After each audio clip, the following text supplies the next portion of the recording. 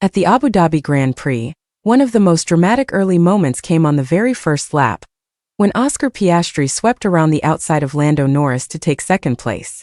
But according to McLaren team principal Andrea Stella, that move wasn't a surprise at all. In fact, the team had discussed it before the race even began. Starting third on the grid, Piastri launched aggressively, making a clean and confident move through turn 9. It dropped Norris into the lowest position he could afford to hold while still securing the World Championship, but it also kept Piastri's own title hopes alive.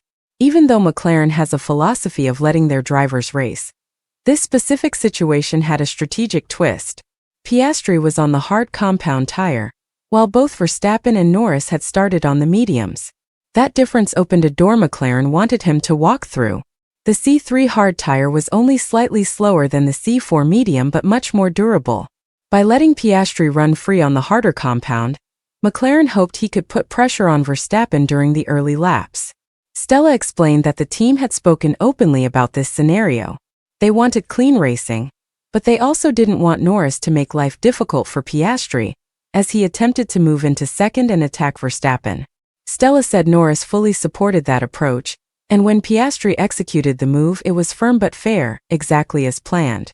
However, while the strategy made sense on paper, Verstappen quickly shut down any hope of being pressured. He managed his medium tires with perfection, surprising McLaren by keeping both speed and consistency far longer than expected. Even with the harder tire advantage, Piastri couldn't close in enough early on to make a meaningful challenge. As the race unfolded, Piastri stretched his first stint all the way to lap 41, trying to create a late race opportunity. By then, Norris had just completed his second pit stop, and Verstappen had already been on his hard tires for 18 laps. At first, Piastri began gaining nearly a second per lap on the Red Bull, offering a glimmer of hope. But that window quickly closed. The gap stabilized and Verstappen pulled away again, securing his 8th win of the season.